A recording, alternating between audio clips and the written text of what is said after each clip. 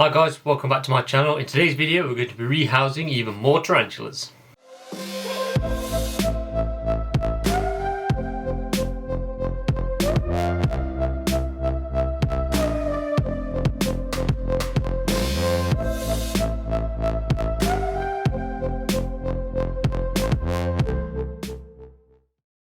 So like I said previously, in today's video we're going to be rehousing the Gravistola Pulchripes and the Harpactira Pulchripes. So that's two Pulchripes in this video. Now both of these tarantulas have been inside of these homemade acrylic boxes for about a year now. I feel like they just need a bit more space. I really do love the style of these enclosures, and if the Harpactira Pulchripes wasn't such a webby tarantula then we would have a better view of him. But unfortunately, well, not unfortunately, fortunately and unfortunately, the Harpactira Pulchripes does tend to web quite a lot. The Grammostola Pulchripes obviously leaves the webbing down a little bit and is more of an excavator. As you can see, he's dug out all the back of this enclosure. So like the previous video where I rehoused the Killer Brachy species Electric Blue, I'm going to be putting him into one of those really useful boxes. These are both going to be going into one of those. So these are both going into 1.8 litre really useful boxes. I only bought 5 of these, I'm really starting to get through them now. But yeah, I just want to get everything in the collection uniform. I want to start labelling up so when things do open again and people can come and visit my collection like my family, I can get an enclosure out nice and easily, and you know, it's all labelled and looks presentable, and it just gives me something more to talk about with the person who I'm showing the tarantulas to. So without further ado, let's get into the rehousings. So I think we'll start with the Gravistola Pulchripes. I'm going to go for the same style, just substrate enough for the tarantula to burrow, so probably about halfway, hide on one side, water dish, and then if I can get some fake foliage in there I will do that. So first let's get some substrate. So here we have the enclosure, cork bark, fake plant, and then cocoa fibre and vermiculite pressed down so that it is not loose. Make one side of the enclosure damp, simulate a little bit of a downpour.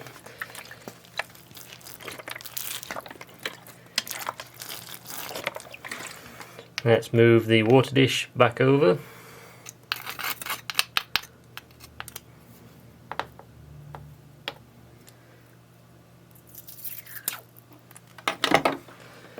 This guy is a bit bonkers, but I'm just going to go for the poke and pray method.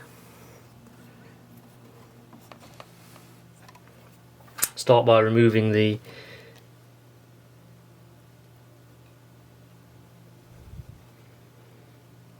cork bark. It seems to have, a chunk of substrate does appear to have fallen down on the tarantula, which I'm sure you won't mind.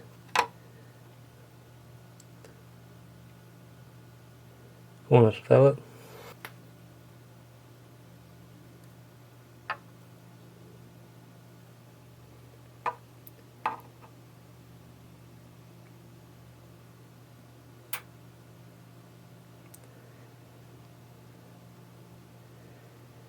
I don't think he wants to go.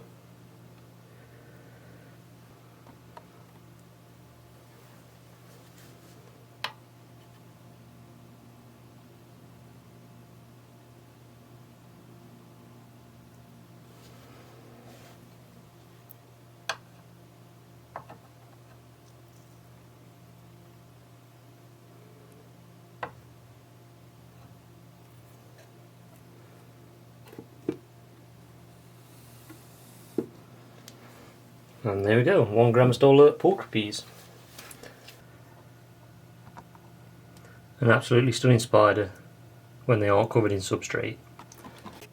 So moving on to the more fierce of the two, this is the Harpactira Pulchripes, also known as the golden blue leg baboon. Absolutely stunning tarantula this is, so let's go ahead, open this up and have a look.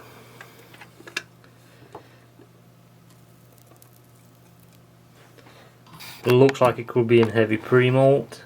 It's hard to tell with old worlds, but it's quite large. Get the torch on so you can really see some of that colour. Yeah, I would say that's pre-molt.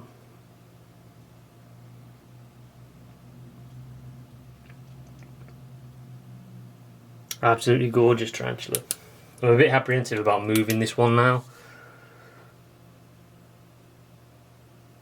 maybe we do leave it to molt while it's comfortable in its enclosure, just to stop causing any problems. So yeah, I think we're going to leave this one for now. But that doesn't mean we haven't got another tarantula that needs a rehouse. I've got just the tarantula. This is the Ornithoctonus Aureotibialis, an impressive fossorial species which lurks in that hole down there. Now I have no idea how we're going to get this one out. So the enclosure is prepared, minus the water dish, because I'm going to be using the one that's currently in the tarantula's enclosure. We have got a starter burrow underneath this cork bark, which I've put on a slight incline to try and represent like an embankment. I've been watching a lot of documentaries recently, and people finding spiders on YouTube, and they always seem to be on the side of roads or up embankments. They never seem to be on level ground. So let's see if that helps induce burrowing more efficiently. Old world, so it's going in the tub. I do like these sling enclosures, but for like old worlds, there's just no airflow in there. The airflow just isn't good enough. So for that reason, I don't think I'm going to be using these anymore. I think I'm just going to stick with like sling pots. I'm just going to speed this bit up because during this period I don't really talk that much, but I'm just going to explain what I'm doing here. I'm just carefully digging through the substrate, trying to locate the tarantula. I do locate it by tilting the box on the side and shining a torch through the burrow. It is in the bottom right corner on the screen. So I'm just carefully digging through the substrate to get to a point where I can cup the tarantula safely and neither me or the tarantula gets startled too much.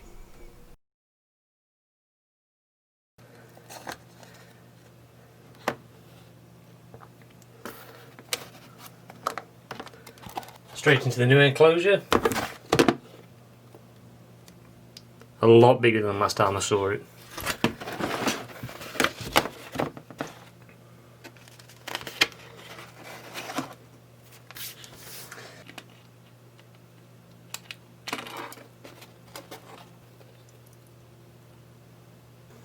Thailand golden fringe, Ornithoctonus Aureotibialis, rehoused.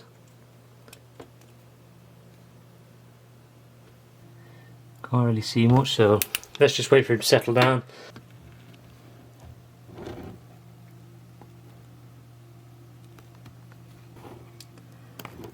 Absolutely stunning species. You can see why it's called the golden fringe. It's got the golden parts underneath the legs. Gorgeous tarantula.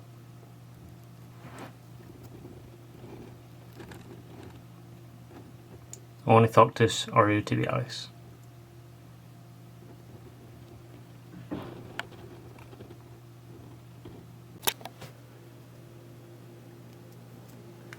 And last but not least, the final touch.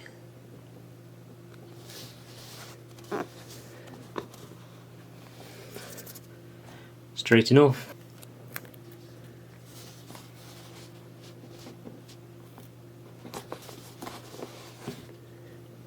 Straight enough. If you enjoyed that video, guys, please don't forget to like and subscribe and leave any comments down below. Also, don't forget to go and follow me on TikTok, Instagram and Facebook, where I post content almost every day. Definitely on TikTok I do post daily, but Instagram and Facebook I've slowed down quite a bit. Again, thank you for watching and I'll see you guys next week. Thank you, goodbye.